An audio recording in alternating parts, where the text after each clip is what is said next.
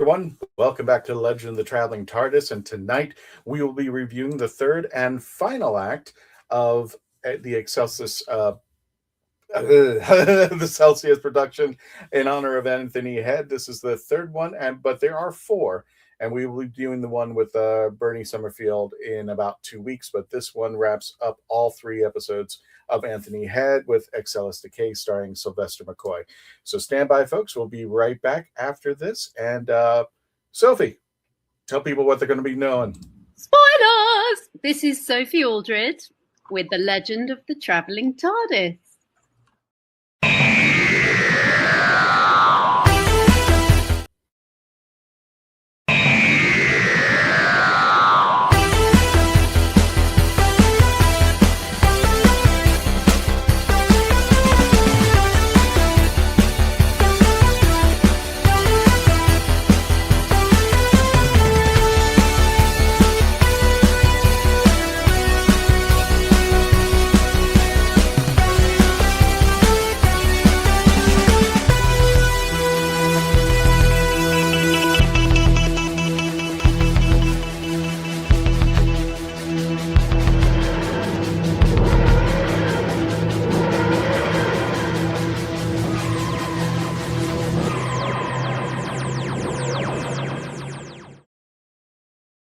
And ladies and gentlemen, welcome again to The Legend of the Traveling TARDIS. For those of you, this is your first episode. We are actually reviewing 3 episodes. We've already done Excelis, Excelis Dawns, Excelis Rising, and today is the third and final of the 3 chapters with Anthony Head.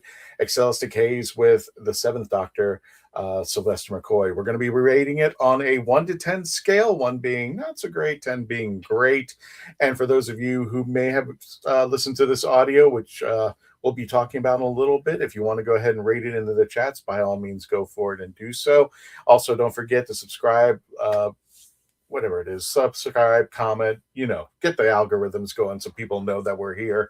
And we want to thank everybody for joining us today. My name is Christian Basil, and I am the host. And let me go ahead and bring in my friends who will be helping us review this episode. First of all, let's bring in the man himself, the gamer of games. There we go. Paparazzo, Dave Chapman. How's it going there, Dave? It's going. I'm ready to go for another Big Finish review.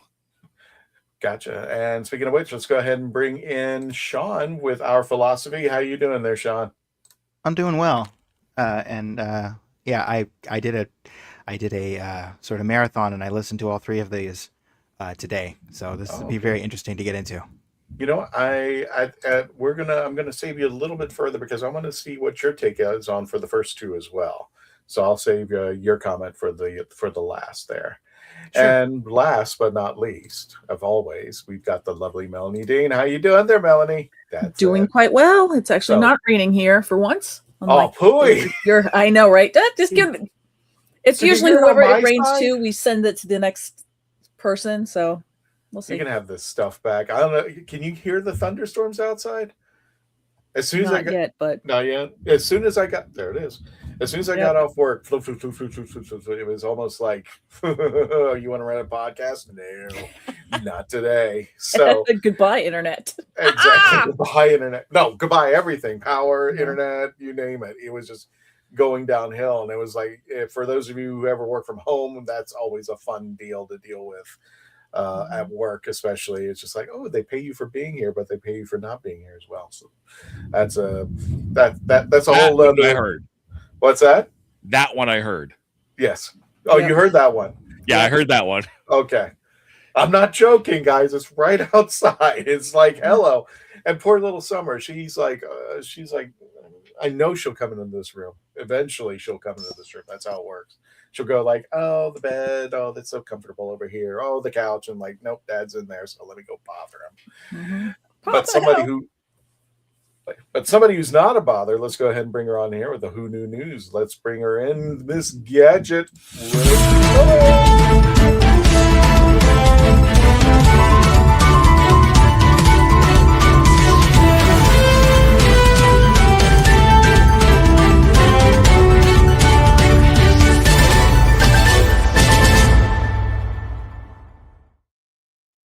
Just in case your power goes out, let's do this news very quickly because I just heard the thunder again. You're fine. You can hear it? I can hear it, yes. Yeah, it's really bad. It's really scary. We had it the other day here. We had trees down and everything here in the East Coast, Northeast. Yeah. And we're worried about a building falling. So let's see what happens. Not the rest of the news, but I'm like, we got backups just in case. But yeah. And we also have a birthday we kind of missed. It was Dominic Keating. He hasn't really been on the scene for a while, but you guys know him from Star Trek, Once Upon a Time in London, The Jolly Monkey, Sherlock Holmes, Ballerina Assassin. He turns a cool 65 years old as of July 1st. He does not look it. He really doesn't. And everything. So we're going to best known for Star Trek Enterprise. Oh, yes. Which was terminated too soon. They should have kept that one going, but that's what UPN is for, huh? And everything. But lately, UPN? He's been seen at conventions. Unfinished Product Network? Yes. Everything. Okay. But we wish Dominic a happy birthday, and hopefully we get to see him on the screen soon. Like I said, the last thing he did was in 2024. He hasn't really been gracing our screens. There was something that they wanted to citate the dates on it, but they never put it in because in theater, he was in Alfie at the Tiffany Theater, California, as his last theater appearance, but his films were basically in 2025 with the Anacondas. Television, he was in Phoenix as Billy Blue, and his voice work was in 2025. So really for 2026, he hasn't had anything really lined up yet, but who knows, right? Okay. And then I love this one because all of you that are going to San Diego Comic-Con, could you pick me this up? Because my friend does do pins and everything, but it seems that Titan has released their 2026 version of Doctor Who pins. Now, technically, I don't know where I put it, but I actually have the TARDIS with Zora, which is my friend at Pin Club's pin. So I want to see how it compares to my friend at Pin Club and everything. So if the next slide you have and everything shows what the TARDIS looks like, I want to compare. So if anybody can send us some, we'll be happy to see that and everything. But if you do want to catch it, it'll be at Titan Comics, July 22nd to the 26th, booth number 5537 at San Diego Comic-Con. And trust me, people already got eBay placements for it right away and stuff. Oh, and they got a dematerialization circuit in there. Yes. Oh my goodness. That rocks. That's what I'm trying to tell you. These are rocking. And if you can get somebody out to California to get them and everything, all means. But let's see what happens at New York Comic-Con, because if Titan does come to New York Comic-Con, maybe they'll do the same thing. Who knows? But this is very hot. This is very hot commodity right now, especially with the Wilderness Years. And let's see. We also have, speaking of Wilderness Years and everything, we have Daphne Ashbrook, who's going to be coming and gracing conventions really soon and stuff. She'll be at the For the Love of Time and Space, the UK's fan event with Paul McGann, this 2027 coming up in February. But you also can catch her at different conventions this August at Trek Long Island, August 14th through the 16th. You can also catch her at the Pandorica. Shout out to the Pandorica, October 30th to November 1st. Why, I love that date. And at the Albany Theatre, Country, UK. Tickets will be on sale. Check all dates, because due to this, subjects can change, because just like Murders in the Building, Only Murders in the Building, we have some Doctor Who guests that were canceling. And if you haven't graced your Facebook, Instagrams, or anything, you missed Jody wearing a, judge's wig and everything for, because they have now given us the plot that it is the shocking murder of rival podcaster Cinda Canning is the plot of Only Murders in the Building. So I cannot wait for that to come out and see what happens. But additional stars will be added, but let's see, because it looks like a who's who of all BBC sci-fi. And also, speaking of sci-fi and everything, our own Nashuti is going to be producing a short film with co-star Niam, if I say it right, Marie Smith. Okay. And the project is called Passing Through. It's a short film described as a modern queer take on Meet Cute. It follows two strangers who meet on a train platform in December, exploring themes of grief, connection, and small interactions. And it reunites the cast from the Doctor Who special Joy to the World. And it collaborates with Track Films, Blank Canvas Pictures, and Linear Pictures. So watch that, grace your screens and everything, because it looks like it's going to be a very good small project, and it keeps everybody busy for now during the wilderness years. But even more wilderness everybody be mad if they don't get their tickets. And I know some people have a touchy subject about this, but John Barrowman has released all his dates, and he's encouraging people to get tickets and fly out, not to miss his show. He actually has, his My Life musical dates are September 5th in High Wycombe Swan Theater, in there. Litchfield Garrick Theater, Leeds City, Sunderland, New Brighton, and they go from September 5th through October 25th. So check the dates, what's available, but they are selling out fast. And I know I went through this really fast, but Christian, do you have anything to share, good news or anything? Any conventions coming up or anything? Well, I'll do we'll do the conventions in a little bit, but for everybody who may not be over. Yeah, that's why I was doing it fast. Yeah. I'll do this in a hurry. For those of you who are in the United States, we want to go ahead and give you a nice, we didn't get it last week, but I hope you guys had a safe and prosperous happy 4th of July, our 250th year. This nation's been on the planet. I guess not a bad job so far, but there's a picture of the Traveling TARDIS with some guys who may have or may have not, started the country, but that's we do have a special video for everybody who wants to check it out. We do have over 1,000. Yeah, let me go ahead and bring that up over here. We do have we have the Traveling TARDIS poll, and let me see if I can find it. Oh, that's the wrong one. Yeah. So for those of you who may not be familiar, if we have over 1,000 shorts to choose from, and if you're just somebody who's in the mood, somebody wants for Christmas or wants to see a birthday tribute or Halloween, which is coming up out here. I know it's July, it's the middle of July, but you know what, Dave, I have a lot of friends who believe that July the 5th is when Halloween officially starts until November 1st. So I'm fine with that. Are you fine with that, Melanie? What about you? Yeah, why not? Yeah, I have friends. Halloween's every day here, so I have some friends like you that go up to 365 days. Sean, do you have friends like that? Do they come out and say, "Yeah, it's Halloween"? Oh yes, oh yes, and I personally think Halloween. I don't know, man. I don't mean to be a hater, but I think Halloween kind of needs to stay in its lane. Like we get the entire month of October, but unlike Christmas, it's done at November 1st. Like Christmas is so selfish because announcing that day. Not only does Christmas dominate the first, the second half of the year, but well into January we're still celebrating. It's taking up all the. But yes, I do like Halloween, so I give it more leeway. We don't have individual days anymore for this. It's we have a time frame. So yeah. So July 4th gets all the way up until July 5th, and then July 5th it turns over to Halloween, and then Halloween. What is it? November 1st. Now it's supposedly, but we've kind of mixed it up with Thanksgiving. It's almost turkey. Go ahead, Dave. Thanks Christmas. Thank Christmas. Go ahead, Dave. Yeah. Say it. Nope. Say it, Dave. Yes. Nope. Say it, Dave. Say.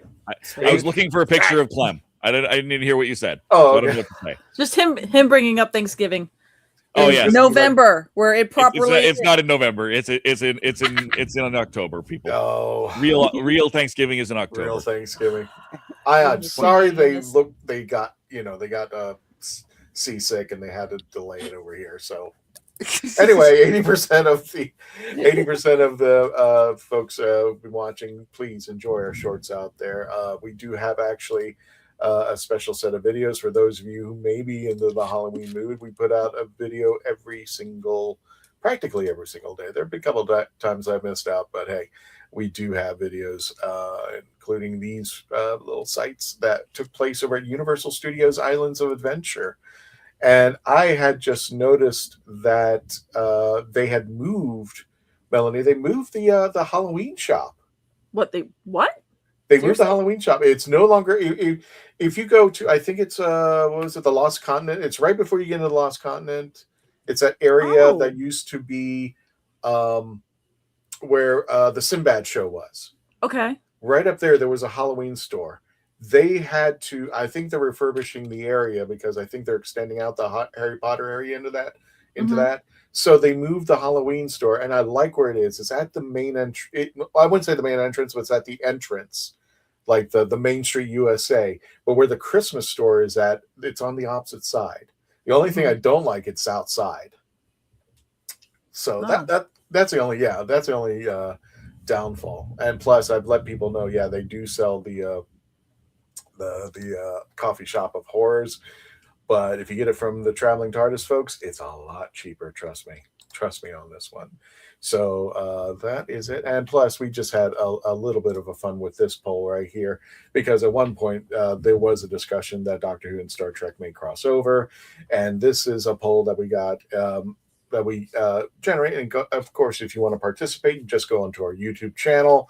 According to our folks who took the poll, if these were the 4 series of Star Trek that they would cross over, the Next Generation wins by over a slight majority for that. Who would be the Doctor? I know there's a comic book series for the 11th Doctor, Assimilation, that he enters with the Next Generation.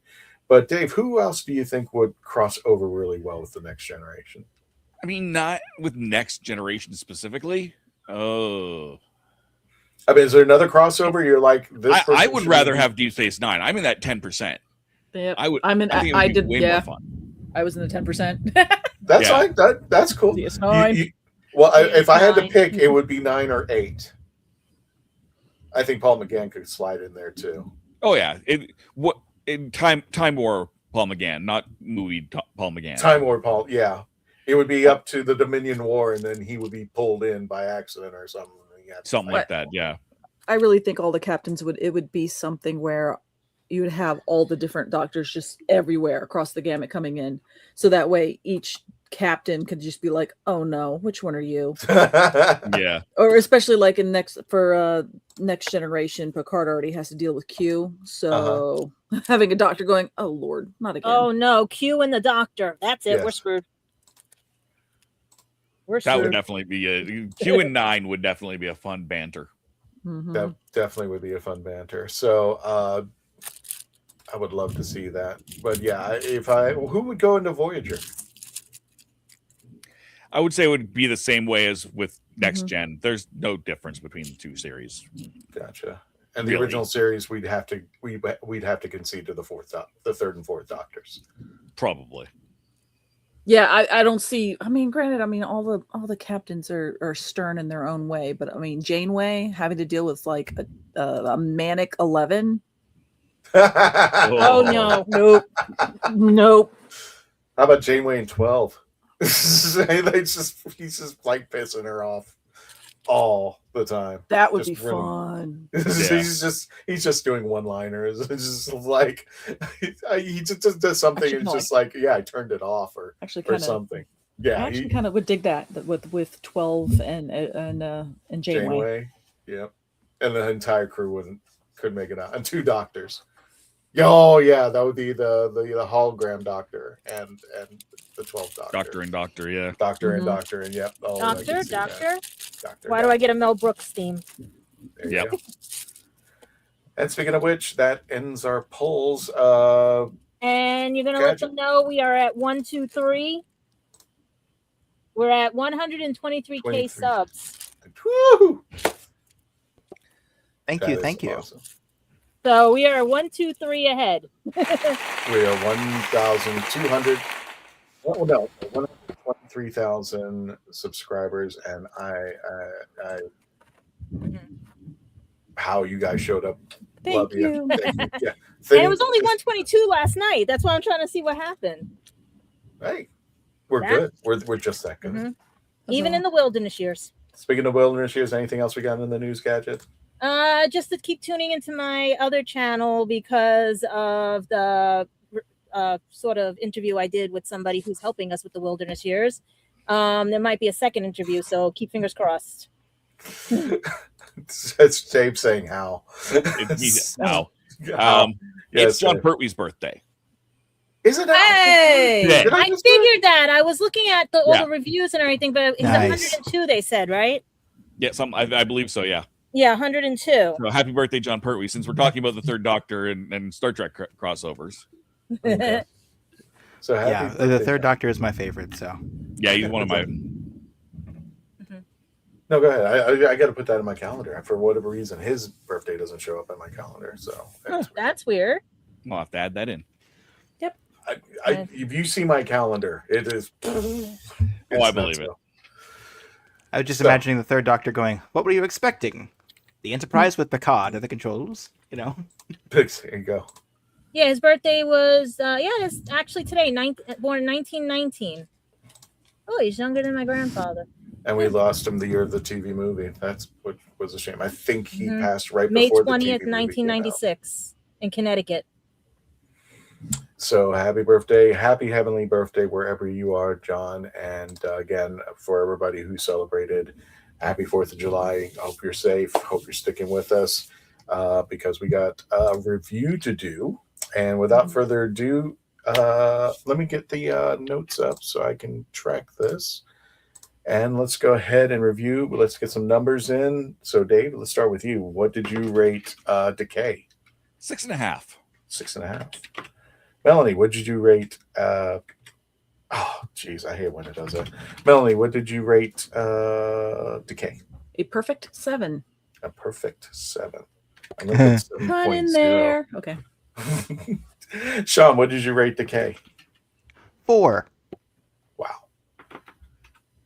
Somebody's This is going just a first. review for the most recent part, right? Correct. Yes. Yeah. Okay, all right. I Well, do then, want. I do want. I'm going to save you for right. last We'll because I do bump it want up you- to a 5. Yeah, Okay. All right. Yeah, I cannot wait to see. I had to be generous, you know. You don't want to know mine. Gadget, you going first? Let's go ahead. What's your number? I'm David? going first because I put question mark because I got lost. I got so lost. I'm listening. I'm hearing them like, wait, this, that, like what? I was like that. Like I could not follow after a certain point. It was Okay. almost like I was losing track of who was the doctor, who was this, who was that, and If you had to give it a number, don't give the review yet. If you had to give it a number. Oh, really? Okay. And this that's rare for me when I can try to figure things out. This I could not figure out. Okay. So big All righty. 0. So I'm going to have you go last because I know your review is going to be a little longer. We're going to ask about the first 2 episodes as well. Dave, I think we're going to a commercial break. When we return, we're going to be doing our review of Excelsis Decays, starring Sylvester McCoy and Anthony Head. When we return, please continue to stay logged on, tune in, and what we got to officially close the Who Knew News. Here we go.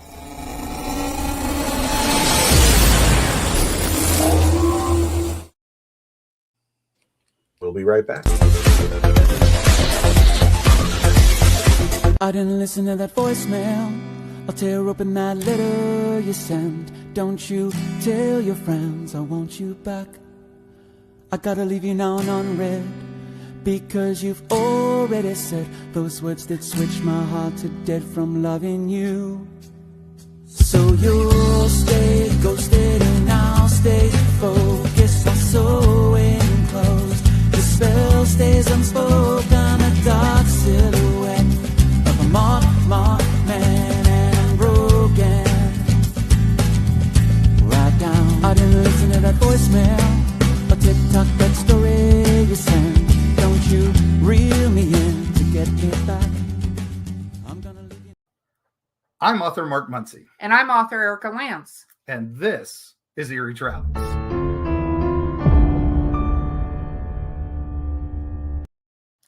Greetings, travelers. Join us as we travel through folklore, myths, monsters, legends, and dark history. Now, we'll be your guide to the spooky side of reality as we discuss cryptids, paranormal, and all things preternatural. Sometimes we find the truth is way scarier than fiction. We're on twice a week on your favorite podcast platforms, including iTunes, Spotify, Amazon, and YouTube.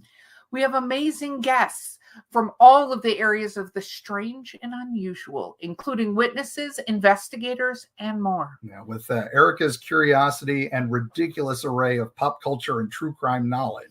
And Mark's decades of experience diving into folklore and the legends with the truth that's behind them. Yeah, so join us, travelers, as we take you to the edge of reality, and we'll see you on the other side.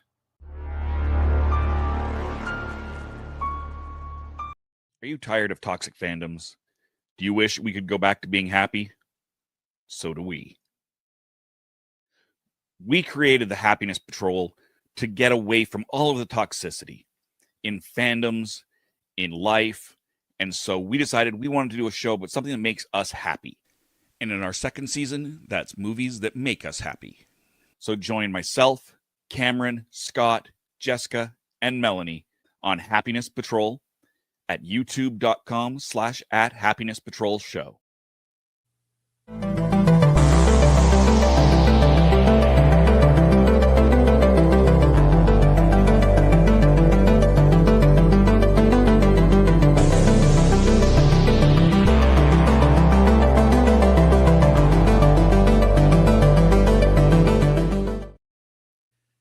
So what's your favorite Western?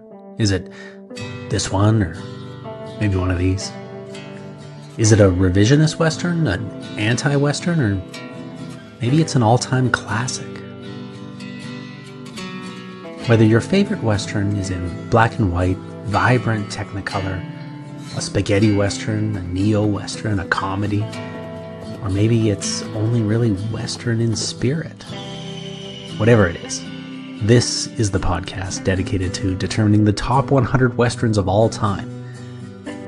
Every second Monday on YouTube, Spotify, and Apple Podcasts.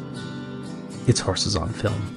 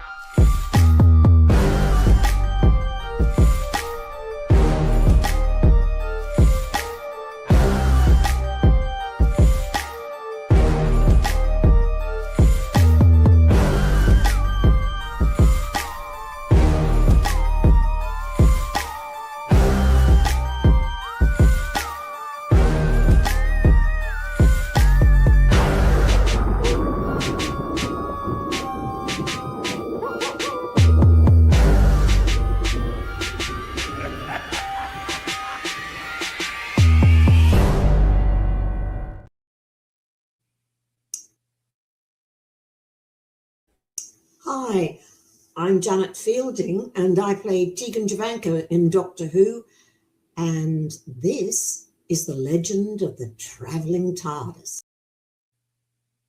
Oh, there. Look at that. Look at that, Melanie. Look at that beauty right there. Gimme.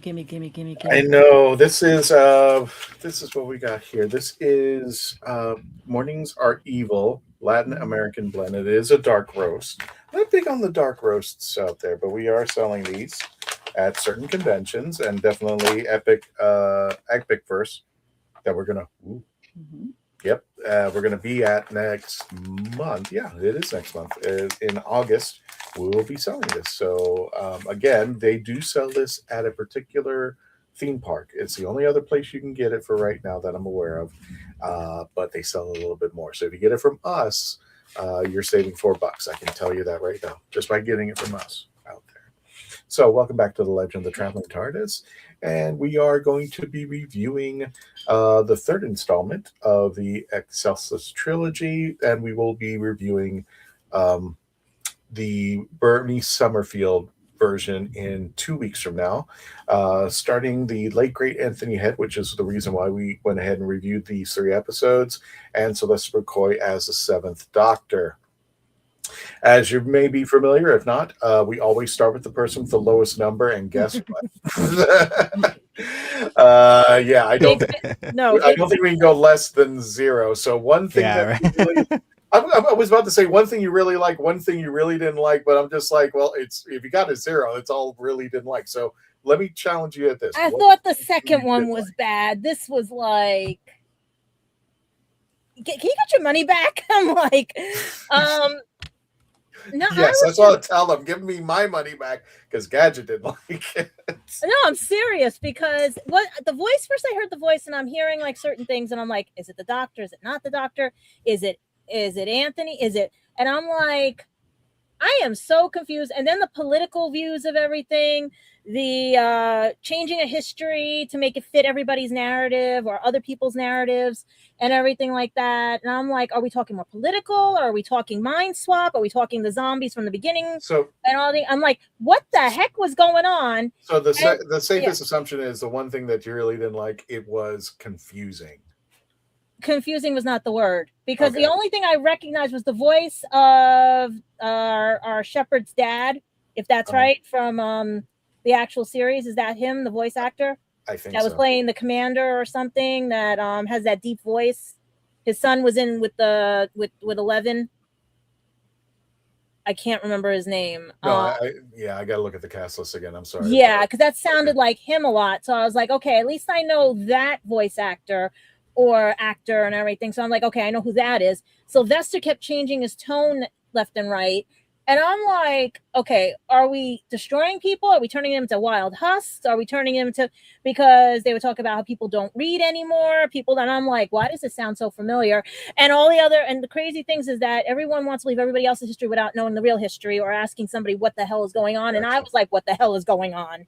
I had to stop it, pause, stop. I'm like, rewind. I'm like, I said, I thought the second one was bad. And then when I find out that he got out of the museum and all the other stuff and everything, I'm like, wait a minute. Like, I was like, and then I said, let me just, because I did listen to the last one to see if I missed something. Yeah. You know, because I didn't know when we were going to review it, but I said, let me just, in case anything happens, you know, maybe I missed something. Maybe the last episode wraps up those 3. And I'm like, no. So if you were to encompass everything about what you didn't like, we can just say it was confusing. Was there anything that you liked about this? I know you were it was worse than 2. It was worse than the second. I'm like, no, Big Finish, you no, I'm serious. It's like I usually can figure out things. It was almost like it lost the meaning of what this series was about. Because I thought, I'm gonna be honest with you, I thought they were gonna go like time wibbly wobbly stuff, and I'm like, that makes sense for the first one. But you had in the second one seance, and then in this one it was like he absorbed out of the wall. I'm like, I said, what? Wait, what? How can you contradicted what was in the second one? So I was like, don't do this. Big Finish, don't do this to me. It's like, yeah, don't mess up. Well, and the next I'm pretty good, but yeah. I think you're the first 0. No, I hated it. I'm gonna be on Big Finish. If you're watching, I hated it. It was not a story I could follow. Well, let me get you closer there so you can get your shot there. I won't do anything bad to Big Finish because Big Finish has some good ones like Nevs and everything else, and I could follow those. That's what I understand. I can follow Nevs. I can follow others, but this one, it literally is making me choke. Gotcha. Well, the next person who's going to follow you is going to be Paparazzo, Dave Chapman. And I told you Summer's going to be coming into my room, whether I like it or not. So she's here. I heard her. So, Where's Summer? We want to see Summer. You don't want to see my face. We want to see Summer. Yeah, well, you give the review, and I'll try to pick up some. Well, Summer is just running around all over the freaking place. Yeah, thunder. So, yeah, exactly. So, Dave, you gave it a 6.5. I did. I didn't hate it. I didn't love it. Yeah. This was just kind of unmemorable. on the that's the big dislike. It was just not memorable. I listened to it several times and I still barely remember what happened. But the big thing I didn't like is they don't really wrap up or explain the relic. We know from the first episode it's a handbag. Mm-hmm. That's the extent of what we got, and despite the fact that it is the central plot, the MacGuffin of this whole series, it had almost nothing to do with it until it did. You had to know. You couldn't just walk into this one blind and listen and understand what's going on, because there is so many callbacks to those previous episodes. Right. But they're not good callbacks. They're not callbacks. They're just, you need to know this or you're not going to get it. Gadget says this was worse than the previous episode. Do you think that this was worse? How would you rate like the 3 episodes? Were they like first, second, and third? How would you rate them?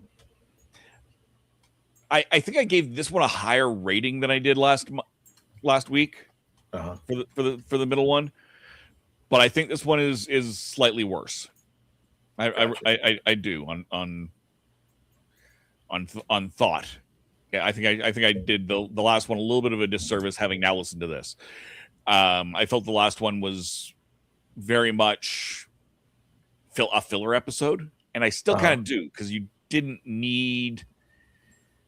There was very little from that second episode that you really needed to know for this one, so it was basically a filler episode, but it wasn't.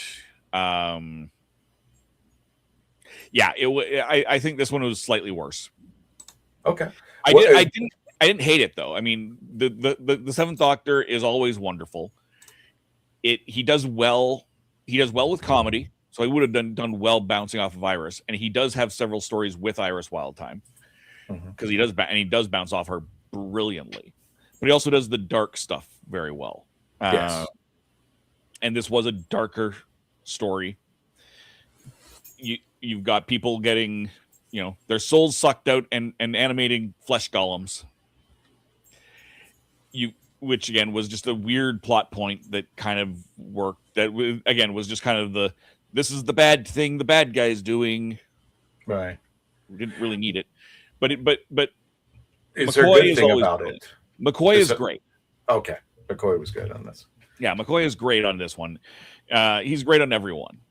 So I mean, that's that. I feel almost like I'm cheaping out saying that, because he's one of my favorite Doctors. He by far, and he's great in everything.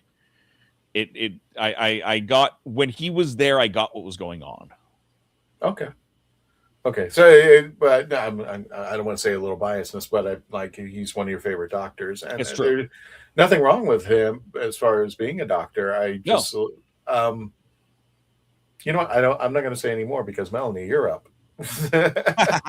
You rated it a 7. Yes, you I went did. a little higher, and I think you're the highest of us all. So I believe so. Yeah. So okay, I clearly like this a lot better than other people. Okay. I really like this much better than our last venture. Thought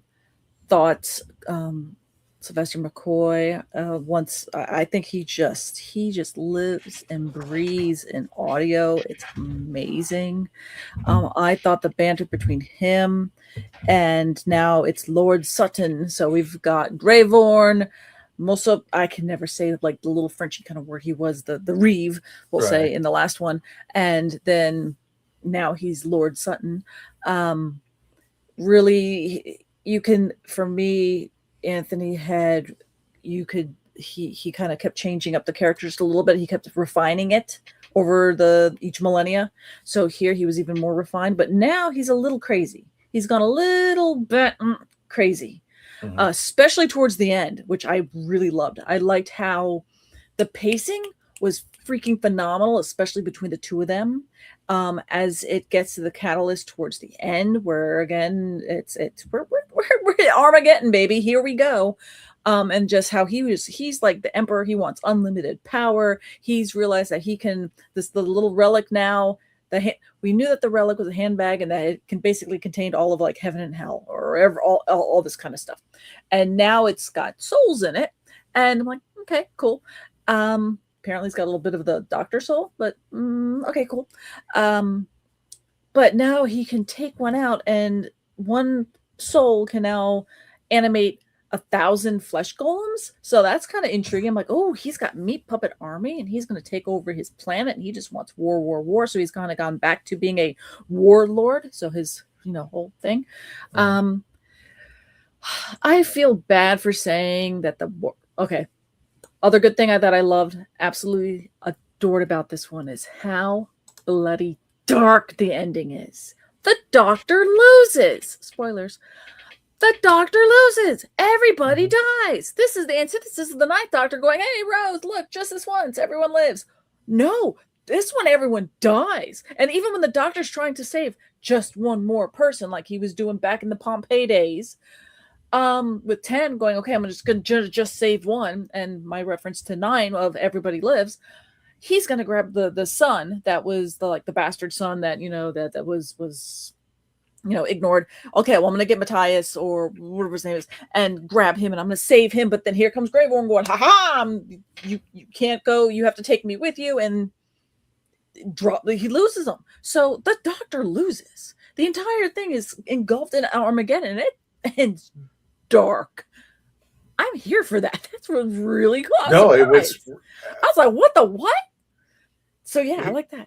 Here's the thing, Melanie, if I could just intercede with this question. Because it was interesting. It went dark. And there's something I really wanted to bring up, but remember the TARDIS brought him there. Yes. I'm like, are you trying to punish him for some odd reason? And we also know that this is going to take place before the TV movie. We're kind of because he refitted the TARDIS, and we now know that and from pictures of it, we know that's it's refitting. But give me a take on that. I meant the TARDIS from that. So the TARDIS must have known what was going to happen. Well, Why did because the TARDIS bring him there? He ends up. So Lord Sutton kind of alludes to that when the doctor had touched the relic, a little bit of him went in there, a little bit of the soul. So the soul is going to be kind of a tenuous kind of idea. We're going to retrofit this for whatever plot armor thing we need for this story. All right, fine, fair. So that's how a little bit of the doctor got into the little handbag, our little holy handbag of Antioch here, instead of a hand grenade. Sutton went in there, mixed up, and that's when he became Lord Superior. The whole Mother Superior thing. Well, I didn't like that part of it, but that was the last one. Anyway, that's for Sean for later. Sutton says that because of the little bit of doctor in there, he ends up getting a little bit of the doctor. So he got because remember, he ends up because the second he brought up Daleks and Cybermen and Suntarans, and I'm going to fight them all. My brain just literally, I'm driving, I went, Beware what? I'm like, how do you know these things? And then even the doctor is like, how do you know this stuff? So he's got a little bit of that brain. So they kind of said that because of those connections, that's why the TARDIS gravitated him to it. Because I think the TARDIS kind of knew that, Sutton's wanting to, because is a little bit of the doctor and all that kind of stuff. And the TARDIS kind of decided, we're just going to make you fix this finally. We need to wrap this up in a nice tidy bow. But then, oops, he loses. It's the terribleness. But yeah. So yeah, and clearly I enjoyed it. Except, and I'm so bad for admitting this, but I'm gonna do it. I'm sorry, Dave. But when I realized that there was this accent that wasn't British, and I'm like, wait a minute, that's the show's favorite Canadian, Yi Ji So. Yep. I didn't like his performance. Oh no. But okay, at first, I think I just felt like it was just stilted. But I think the more I think on it, the stiltedness was, I think, maybe his performance choice and acting choice of showing how much of a puppet the people are for Lord Sutton. So it was very much just, what are you doing? I think he was just being very rigid and militarist, that kind of just, I'm, gonna, do what I'm supposed to do and be very, very, that kind of thing. Because at first I just was like, it felt like it wasn't like a good read at first, but I'm hoping that's what really I'm just wasn't translating it for, because you have such vivacious performances between the Doctor and Sutton, and that even the one Commissant character, Commissar, and all these other kind of things going on, or characters going on, and I just thought Brant was just, dude, live a little, wake up. Like, okay, we'll go ahead and I thought it was like just such a bad read at first. I'm like, no, this makes no sense. We know Yiji is amazing. What the heck? These must be choices he's doing. Well, no, you know what? I thought of it, and I was looking at the year. Maybe it was around COVID, but it wasn't. It was like almost 25 years ago. 2002. 2002 that this came out. So it was back then. I think the powers that be just basically told Yiji, read this and we'll make it work. That's how I felt. And it was just like what you said. It was so disconnected. And this is not a fault on Yiji, because he did real time with the Sixth Doctor. And that performance was so awesome. And I just felt like he was so disconnected somehow. It just felt like he, everybody else was reading a script in the room and he was just told, we'll just record your bit and throw it in there. Yeah, it almost felt cold. It's not against Yiji. No, it just felt, I don't know if it was just the recording of it. It felt like a cold read, but that's what I'm kind of hoping, that maybe in retrospect, I'm just thinking maybe that was a performance choice of being very cold, clinical, just I'm following orders, I'm a puppet, I'm not thinking, I'm an automaton to the war machine, that kind of thing. But anyway, that was a bad thing I didn't like about it. So yeah, I'll shut up now. Oh, you're fine. Sean, I promise we'll get to you, and we want to review your take on Dawn's and Rising. But let me go ahead and throw my little ditty in there. And sure. I have a question for everybody. I mean, I have a lot of questions, but here's my take on it. First of all, 6.9, and that's almost being generous. I didn't want to give it a 7, but I'm like. I didn't want to give it a bad rating, but I'm like, I'm not going to put it all the way up to 7. There's no way. As far as the 3 episodes, this one was my favorite, and that's not saying much. I'm sorry, really sorry on that. It just didn't. Here's some questions I want to ask, and Sean, you can jump in on this, even though you haven't reviewed yet. Whose story is this? Is it the 5th Doctor's? Is it the 6th? The handbags. Is it Iris's? Is it Iris's? Because she caused it. She caused it, but I mean, she's not there for the next 2 stories. And I really think it's or is it Lord Graveborn? I think it's Graveborn's. Yeah, well, I couldn't even tell you that because of the ending, which I think the question popped up. Somebody in their head when they were writing this, they were thinking, would the Doctor go to heaven or hell? I think that's where the beginning of this story started. And they were trying to answer it. And for me, there was so much potential gunk in this that was just so poorly executed across all 3 of them. Because there was so much... plot holes? Well, no. Memory berries. Like the 5th Doctor was talking about when he met his 5 other personas and when he died and meeting the Watcher and all that. I'm thinking, okay, something's got to go on with this. And the 6th Doctor, nothing. And the 7th Doctor, comes up and nothing more. But yeah, it did go, Melanie, for me, it did go dark, but that would have been the proper Doctor to go dark on. That's Sylvester McCoy's. But I had to sit there and go like, wait a minute, the TARDIS brought him here. So the TARDIS, not only that, it was given autonomy to travel wherever it wanted to go, and goes, nope, you're going back to Excelsius. F you. That's basically. She was having a mood swing. What do you expect? That's a mood swing. That is the TARDIS going, will you please fix this finally? Yeah, How exactly. many iterations have I got to send to get to Idris this was planet? just a little upset. Idris was just a little upset. Yeah. What I think should have happened is not only do I, when I think things are bad, but I like to come up with ideas of, how I would go in there and correct it. I think this should have been 4 episodes. I think it should have been 5, 6, 7, all 3 of them. And Iris should have came back. And if they were going to focus on that question, if the doctor would go to heaven or hell, I would really wanted to have seen those 3 go have that discussion together. Since we're talking about the afterlife, where would he go? I would have said jump in the TARDIS, get the handbag away from her, and bury it somewhere. And I would have loved to seen Iris come back to kind of balance out the darkness that was about to take place, and give it a little more humor, so that when we got finally to that final scene of the 7th Doctor, really just gut-wrenching, and then he asks himself the question that he finally lost. I think, what was it? I think the first time ever mention of the Doctor's soul is the TV movie.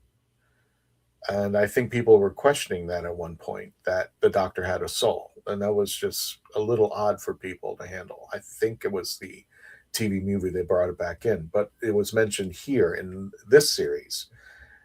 And I think we even asked ourselves, does the Doctor have a soul? And I think that was an episode that we first did in the first year that we got together. But it's... I think there was so much built in there that could potentially done. I'm almost saying that each one of them should have their own box set leading up to the finale, which should have had all 3 Doctors, Iris Wildtime, and the final confrontation with Grayvorn. Sorry, Grayvorn.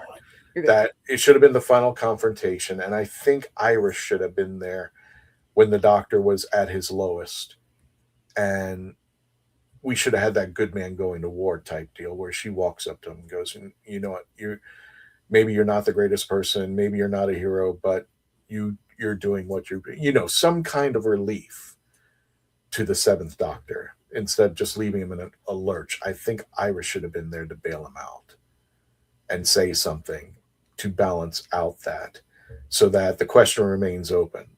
I do like the ending where it did have the question of it left up to the viewer. Do you think the Doctor should go to heaven or hell? With everything that he has seen and everything that he's gone through, does he have that right to be in one place or the other? But I think I would have felt better if Iris came in there and just said something to him to kind of balance him out.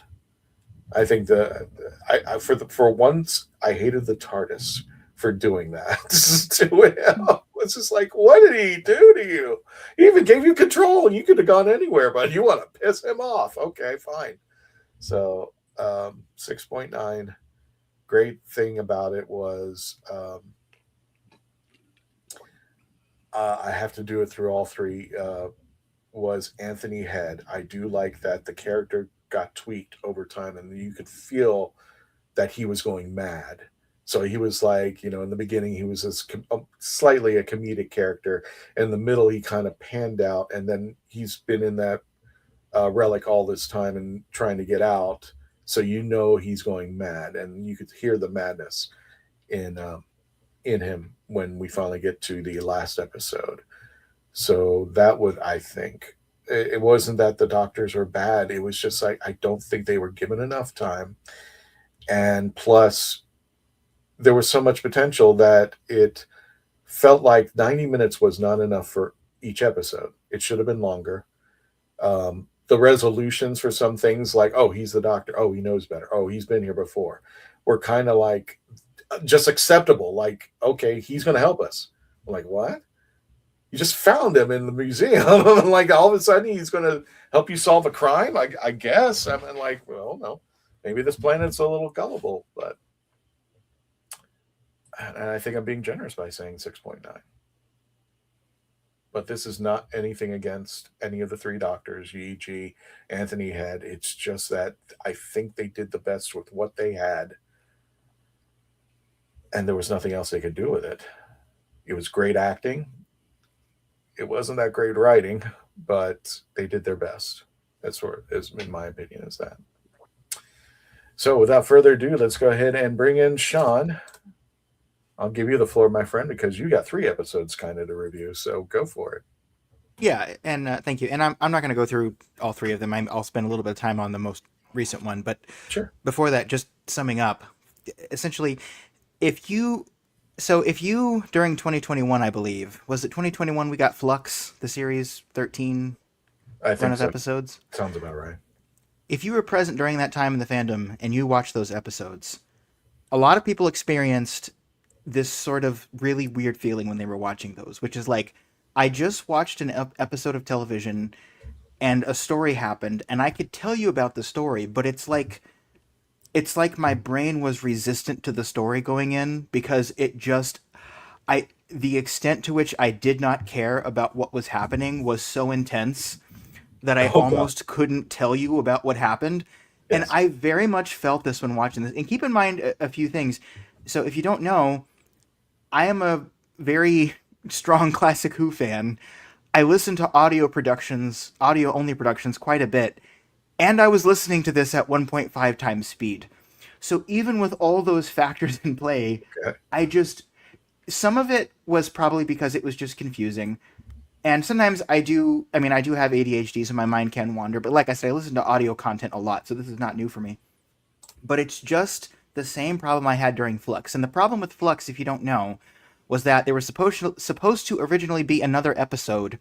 This was written during the pandemic, and Chris Chibnall, during 2021, had to condense this story. And what ended up happening was everything that was supposed to happen in Flux kind of happened, but there was no time to care about anything. It's like as soon as you started to care about one thing, something else started, and it's like I feel like I'm eating a meal with like where you took like all the spices out of it.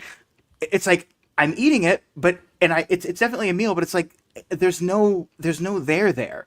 And when I'm watching these first 2, like, okay, I'm getting it. Some of the time it's like, all right, I should think, I had to stop and think of like, oh, right. Okay, so that's referencing that other thing. You had characters coming in, you had things, as Dave mentioned, that never really got wrapped up from various, and that wasn't even just a problem with the most recent one. But in these first 2 especially, I just felt like, okay, I know what's going on, I'm following the story, but part of the time, the reason I'm not is just because I cannot bring myself to care about that. And I think that's just bad writing. I think, honestly, you could have had all these things, and Dave kind of alluded to this too. I think you could have had a lot of these things pay off. It's just, you have to have some central thread. It's like Christian said, there's not really like whose story is this? You need a main character who's experiencing these things. And usually it's the doctor or the companion, but the companion was absent for 2 of the episodes, and it was 3 different doctors, and there's not really a solid through line. And I just feel like you have no surrogate for the audience to experience these things, and they're just like shooting Nerf darts at your head, and they're just bouncing off as they're trying to fire all these ideas rapidly at you very, very quickly.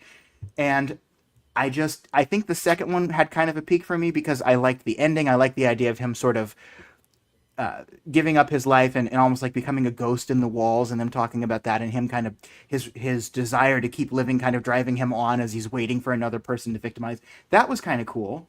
Mm-hmm. But then we get to the third part, and it's like, okay, so we're jumping again. So now I have to do another time jump and another different doctor. And I love all these doctors. I really like the second one because the 6th Doctor, I think, is the best audio doctor by far. Like, I love the 6th Doctor's Big Finish stories. His have always been my favorite. But we get to the third part, and we've got all these things. We got the thing with the handbag. We got the thing, with all this weird stuff going on with the people and the disappearances, and the companion who had all this weird connection to his lives. That never really got resolved either. But I was a little bit interested when we got to the third one because we've got very strong 1984 vibes at the beginning of the third episode of this most current episode, because we've got the proletariat, we've got the inner party, we've got kind of the Ministry of Truth thing going on where it's like, oh, no. Like, we've always been at conflict with this legislative body or this power. We've always had this, like, kind of going back and rewriting the past. And the Doctor does say something very profound about that, about going back and like rewriting the past. And he says, I've done that quite a few times myself. So I'm like, okay, cool. And then it just completely falls off because we don't even really do anything with that. And by the time we got to the end, it was very dark, but it was more just like, it felt like a last grasp at something. It's like man, this does not feel earned. Like the darkness at the end, I definitely felt it, just like you guys did. But I was just like, this does not feel earned in the slightest. Yes. And yeah. when the doctor says, am I going to heaven or hell? I'm like, I don't care. Like, it's such a weird response to think that. But I'm like, no, I don't I care. think that was a wonderful moment, but yeah, you're right. There was nothing leading up to that moment that supported it. That's why I'm saying I think the three of them should have came back. I think that would have been a question for the three of them to try to solve together. I think it'd been cool just to have the three of them together and then Iris come in and kind of support it. But yeah, when it finally hit, it was just like it was only made strong because of Sylvester McCoy and his acting. Yes. That I think that pulled it off. But yeah, there was nothing to support him along the way to go, hey, this has happened. And right. So when we get to the end, the payoff was only because Sylvester read it. It wasn't because the story supported it, to me. Yeah, it was a tender moment of almost like vulnerability for the Seventh Doctor, which you don't get too often. I think all three of them, I mean, you have the typical out of breath Fifth Doctor, but even him, like, you can see his reaction to these things. You can see the Sixth Doctor and how he's trying to be kind of a smart aleck, and it's not working with this particular conflict because it's eluding a little bit. In the Seventh Doctor, you get that vulnerability. All the actors are bringing something to the table, but it's like, man, I'm actually a little bit of the opposite of you on this, Christian, because I feel like this could have been one story. I think they could have gotten rid of a lot of the generational things and done something. And what is the handbag? Like, I'm sorry. Like, I'm sitting here like, it's all about the handbag. What? I think they could have made this really I mean, that's a perfect Doctor Who setup. Like, there's this weird artifact that's a relic and it's a handbag, but it's just like, I feel like we almost forgot about it by the time we get to the end of it. Oh, we definitely did. So, yeah. So it's like, yeah. So that, I mean, I gave it a 4, but it's like I said, I'm not, it's just like you guys, I'm not hating on the writers or anything. I understand for some people, this kind of story really works. And granted, I did listen to it a little bit faster than it was meant to be listened to. So maybe that affected it as well. But yeah, this particular Big Finish story didn't work for me. And that's saying something because it was the Sixth Doctor one. And I usually love Sixth Doctor stories. I love Colin too. And I think it's just, like I said, we're not hating on this. It's just more that it felt... you use the dinner analogy. For me, if I were to use the dinner analogy, I would be saying, like, I'm waiting for the full course meal. I'm waiting for a steak, and I'm handed a birthday cake, and that's it. It's right. Very tasty. I'm getting all the sugar rush, but I came here for a meal, and I'm not satisfied. There's some really great stuff, but I think we're looking at it the same way, where you said you would cut it down for the storyline. I'm saying if you're going to put in all this stuff with all these characters that potentially seem like they could build up, then you need to give them some breathing room. Not only that, but for them to appreciate the Doctor. They're like, Doctor walks in and goes like, well, I mean, everybody seemed to just accept the Doctor. One of my first questions was back when we were talking about Dawn's. It's like, oh, okay, well, Greyhorn is just okay with the Doctor. I'm like, how are these two together? That was I think, Melanie, if I'm not right, that was my first question. What are they doing together? How are they even ending up together? So yeah, that was really sudden, wasn't it? Just like they just kind of throw you into that. It's like, huh? Yeah. I mean, it happens, but it was just like, well, there's nothing. Why would he even be wasting his time with this guy? Melanie, your thoughts about what Sean said? I mean, I'm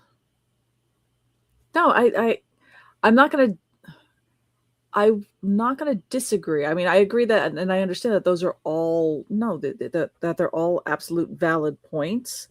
And I mean, just in a broad stroke, with everyone's kind of opinion on this one, it's like I don't want to say it's not necessarily subjective. I think I just had my bar so far low on this one where I just really, really, really wanted this to be better than the last one.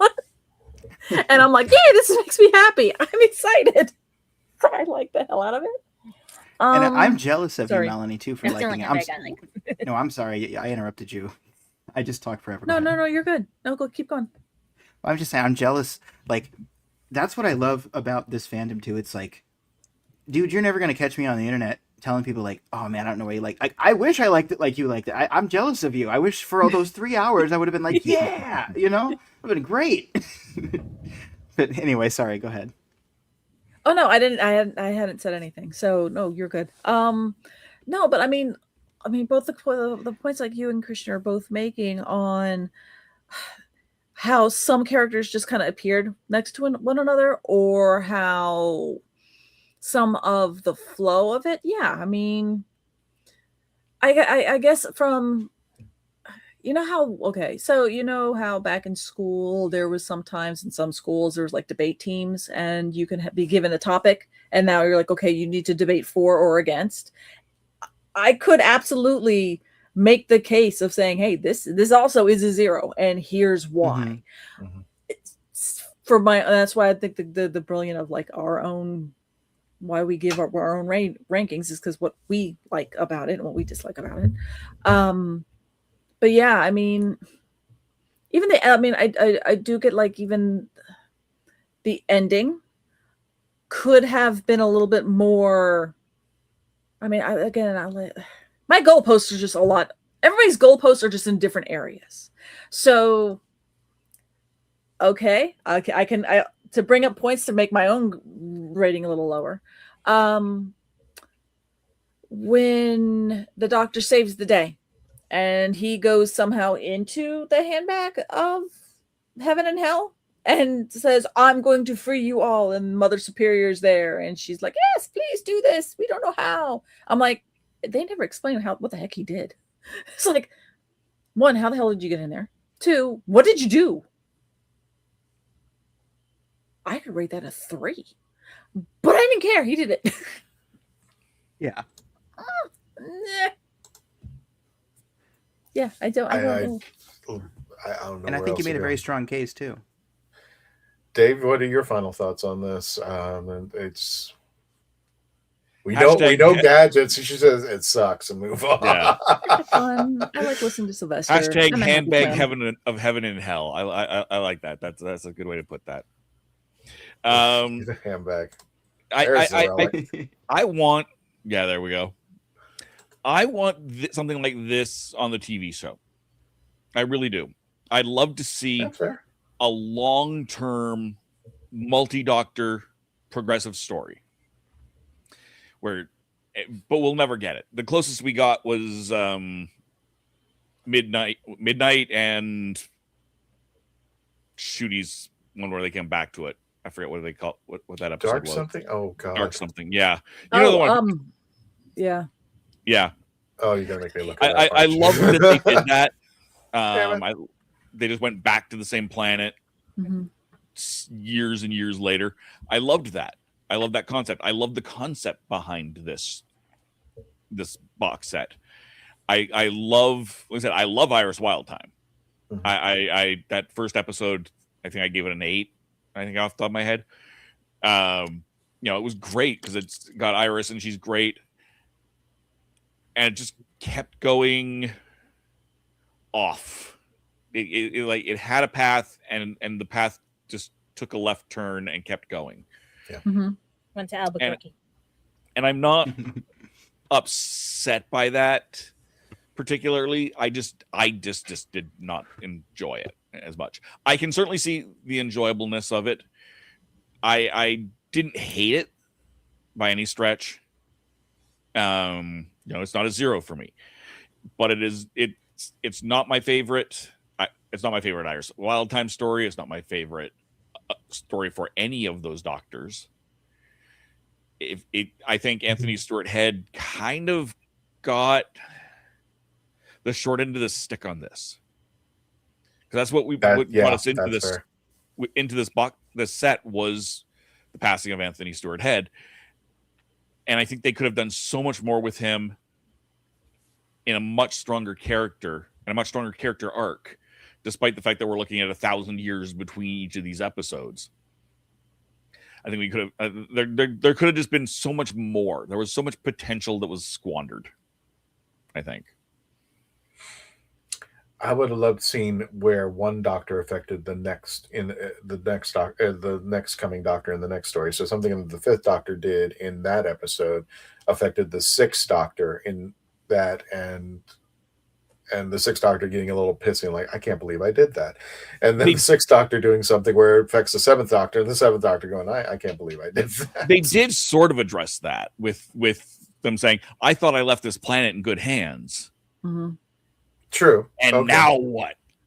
Yep. So they did kind of touch on that, which was a good point to it as well. Okay. Which honestly is how we're going to find in the next Bernice Summerfield one of this saga, and how it was maybe you should have just got the handbag all along and took it with you off this planet. Yeah. Iris, get it.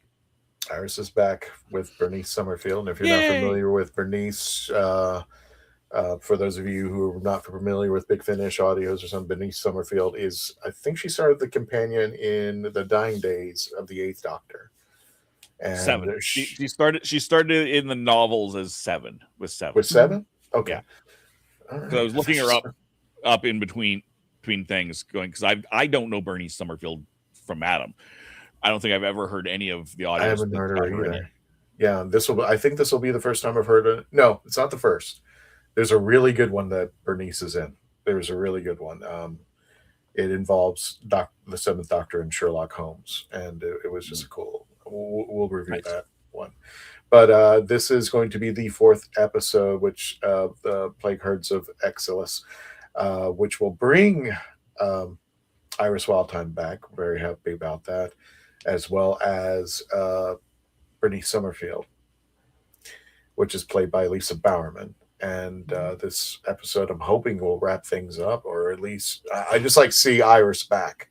Mm-hmm. And Bernice, to see her in there. She's also an archaeologist, which is funny because just going off a side note, I think it was The Light at the End or something like that, that River Song and Bernice Summerfield come together, and they recognize that they're both archaeologists, and they actually have a tiff about that because they've been with the Doctor. But I digress. So this will be the 4th episode of the series that you can purchase. Don't buy them individually. Trust me, they're not worth it individually. But I wouldn't mind just, especially with the passing of Anthony Head, just to check it out, because he was great in this. I mean, you could tell with his character, it started off being like funny and clownish to when we finally get to this episode where you can tell that he's gone completely insane. That I think being alive, that the Doctor understands, and he does mention it, that living this long, it's not as beneficial as you would think it is. But alrighty, well, that was our review of the Excelsis Decays, and pretty much the reviews decayed on that one. So a little bit. Really bad about that. Does anybody have any last minute things before we wrap it up? Anthony Head did an amazing job for what he had. Yes. While this plot, and while the plot has some serious faults, and some actors maybe didn't bring the best performances, he really gave 110%. Yes. You can visualize that he was ready and understood how Big Finish audio dramas worked, and that he could perform and excel in this sphere. And I do wish he could have done more in Big Finish. I have seen that. I guess he's done other audio dramas, but with other, production companies, not within the universe. And if you can find some of those, well, I know I'm going to try looking. I think they made up for it with School Reunion. They gave him School Reunion to make up for this. So Tom says the plague herds of Excelsis. I can't say it. Excelsis acted as an epilogue, tying up loose ends from the main trilogy. So, what is it, 4 hours long? It's just like, wow. Okay, hopefully Tom is right about that. So we will be reviewing that. Janet says, sounds like the script and direction were lacking. Like I said, in my opinion, it was just, there was so much stuff in there, and they said, okay, you got 90 minutes, and I'm like, what the heck? They weren't even 90 minutes. They were all closer to an hour. I think the first one was the only one. Mm-hmm. The first one was close to 90 minutes, but the rest were all closer to an hour. What was what's that line from Muppet Vision, Melanie, when You got a minute and a half. You got a minute and a half. Yeah, it's going to be a glorious 3-hour finale. You got a minute and a half. Oh, a minute and a half. Well, just a salute to all countries, but mostly America. Yeah. You got a minute and a half. Speaking of salutes, folks, just so if you've been keeping track of things, our next convention will be Epicverse, taking place August 21st to 22nd. Just to remind people, it is a Friday. So I don't know if you need to take a day off of work or something like that, but Friday and Saturday, it is free parking, free entry on the locations off of Dog Track Road. It is a choice, but I'm hearing it's a very nice facility. This will be the first con of Epicverse Fan Con, so please come out and support them. It's going to be taking August 21st and the 22nd. And if that's not enough for you, Melanie and I will be at Ancient City Con in St. Augustine, Florida, September 25th through the 27th. The Dalek Builders will be there with all the Daleks in formation, as well as the lovely Melanie, and as well as Chrissy. Melanie, Chrissy's going to be there as well. So awesome. There you go. She's going to be. And coffee. Oh yeah, we've got coffee and barbecue sauce. So ancientcitycon.com. Get your tickets now. The World Golf Village Renaissance Resort in St. Augustine, Florida. If you have never been to St. Augustine, give yourself a few days to check out downtown and the historic ancient city sites, especially the Pirates Museum. I love the Pirates Museum. We need to plan a meetup with everybody. We do. Definitely got to do that. So without further ado, oh yes, I have to include this. Gallifrey gatherings. I'm sorry, this is we're not going to be there. But maybe I think Candyman's going to be there. Candyman should be there. He's doing an announcement. Guest to be announced soon. I know that they've had their first guest, so this is a little out of date, but that's going to be taking place Sunday the 15th of November. The 100 House, Norton near Ironbridge, Telford, Shropshire. Shropshire. Is that an A or an O? Gotcha. I just want to make sure I got it right. Their tickets and details are coming soon. I believe they are still doing that, but they are doing guest announcements. If you want to check it out, look up on their social media. Is there something else in here? So they've actually announced several guests. I just pulled up their Facebook page. Oh, is this from you? Oh, there we go. Hold on. Let me. Who is it? So we got Joe Martin, Sylvester McCoy, Katie Manning, Wendy Padbury, and Michael Troughton. Yes. So they already got 5. So do they have tickets as of yet? Oh yeah, tickets are on sale. Let's see in the bottom right hand corner. Okay, so it's parallelworldevents.com. Parallelworldevents.com. It's got to be so far. Yeah. I know, right? It's a long drive. Right? There's no bridge long enough. And just to let folks know, the reason why we're going to be skipping out on the review for Bernie Summerfield's is because we have a special guest approaching for next Tuesday. It's going to be Clem So. Let's just face it. He's been in everything. He's just been in every single damn thing out there. He also has been in Doctor Who as well. It could be rough being on the set out there, but yeah, it's Clem, and he will be joining us next Tuesday at 6 p.m. Eastern Standard Time, UK time, 11 p.m.